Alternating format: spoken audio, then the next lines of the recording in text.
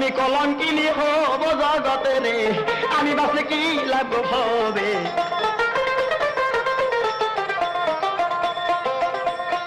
আমি থাকতে যদি স্বামী যায় গো মরিয়া, আমি মা গো মরে যাবো বিষের বড়ি খাইয়া। যে কোনো বুদ্ধিতে মা দেও না বাসাইয়া, বেলা থাকতে প্রাণের স্বামী যাক না পালাইয়া। আরে কথা শুনে মায় গো কান্দে,